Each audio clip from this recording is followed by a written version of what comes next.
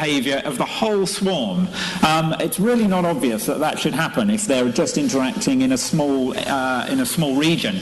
But that's what happens. And here is a computer model that shows that, where those sorts of rules are applied. Here's a lot of birds, really. When we set them off, they're sort of heading in all sorts of directions, and then quite quickly you see that they start to get this collective, coherent sort of behaviour, where they're all flocking together in the same direction. And you know, this looks incredibly sort of lifelike, and yet there's these very, very simple rules that are giving rise to it. And the nice thing about this is that you can change those rules just with these sliders here. You can sort of change the distance over which they look, if you like. And you know, you can see the different sorts of behaviours that result. So you can see that there does seem to be this switch sometimes from quite chaotic motion under one set of rules to this very coherent motion under another set. And it's really quite beautiful to look at. You see also occasionally, I don't know if you saw, there was one or two little individuals who just came across, you know, doing what everyone else wasn't doing. So it's sort of intriguing that happens there too. So yeah, that's really the answer, that in the animal world there are lots of lovely examples of this collective behaviour that result from just doing what your neighbours are doing. ¿Alguna pregunta más? Ahí arriba.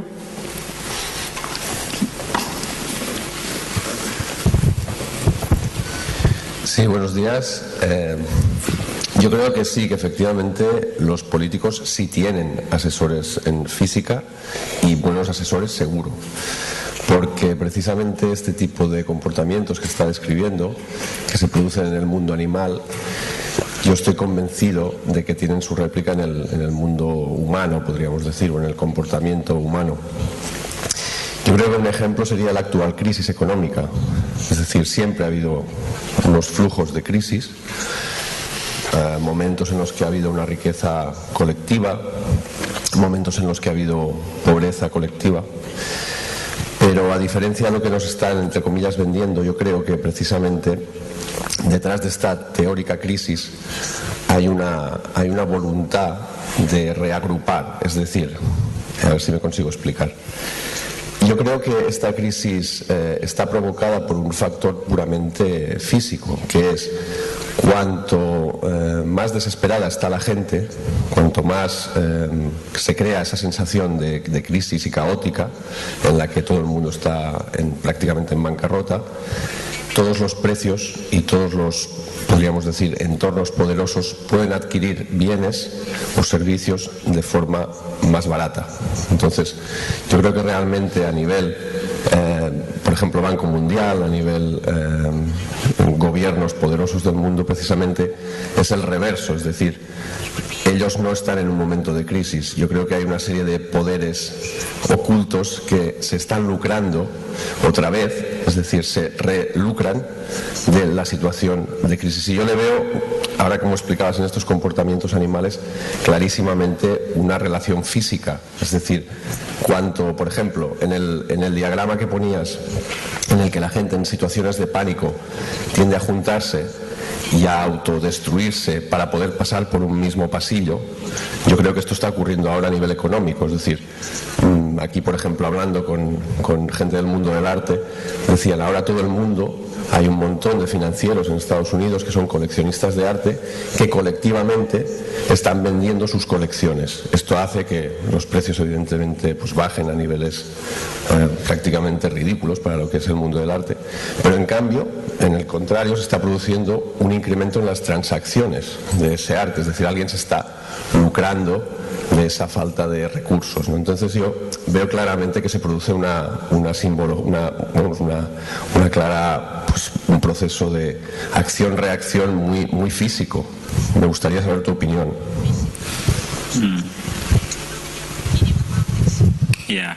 I mean, I agree entirely that really, if I understand you rightly, what you're saying is that there is herding, there is this flocking behaviour in the markets. And there is. And there's no question about that. And I think no economists, even very traditional economists would question that there is this herding behavior. But, that sort of behavior does challenge the conventional idea that economic agents will always act, if you like, in their best interests. That this herding can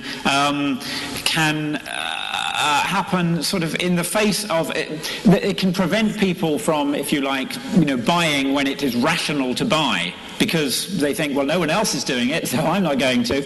And it's clearly what is going on now in attempts to, if you like, to unfreeze the economy with injections of cash, that banks have, but they're thinking, well, I'm not going to start lending because no one else is, even though you could argue that it's in their rational interests to do so. Of course, they've got an open market. So clearly that happens, and I think it seems clear that that sort of collective herding behavior is what tends to lie behind economic crises, crashes and depressions, and it seems clear that modelling can show that.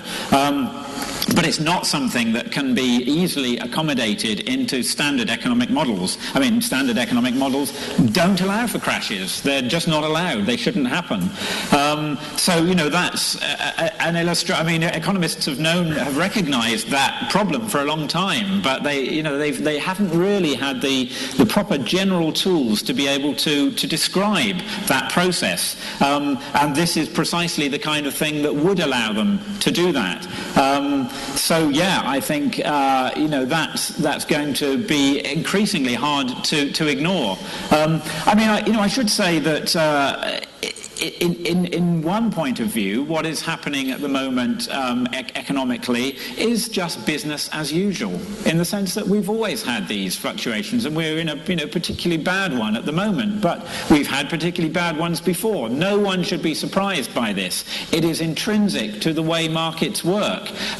There are, I suspect, and many people suspect, there are ways that you can minimize the impact of that with certain kinds of regulation, and that's now being looked at. But I think any kind of market that is at all capitalistic will have these intrinsic fluctuations, and I think the real problem has been that there was this myth that had started to grow from the 1980s that somehow we'd conquered that. It was crazy thinking. There was, but in a way, that idea stemmed from this belief that markets have an equilibrium, and we'll get there if only we can, remove everything that stops it. And it's just not the case. Markets are intrinsically non-equilibrium. They will always fluctuate. There may be ways to make it better or worse, or when the fluctuations happen, there may be ways to help get out of them. But that's just the way that the system works. So, I think that was an illustration of the kind of sort of warped thinking that these traditional models can give rise to, and it gave rise to the kind of complacency that allowed this current crisis to occur. But yes, I completely agree that this is in some ways a complete analogue of what goes on in the markets, and we really need to understand it. ¿Alguna pregunta más?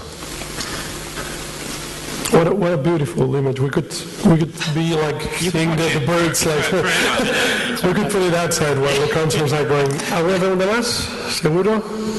Well, thanks, Phil, for your talk. It has been a terrific moment for us. Y gracias por venir. Ya sé que era muy temprano, pero como veis valía la pena, porque realmente, insisto, si podéis leer este libro, es un estudio magnífico. Gracias. Y hasta las 12 que tenemos al señor Pistoleto con nosotros, y a las 5, ya sabéis, estará Michel Onfray aquí, con lo cual hoy también nos lo vamos a pasar muy bien. Thanks, Phil. Thank you.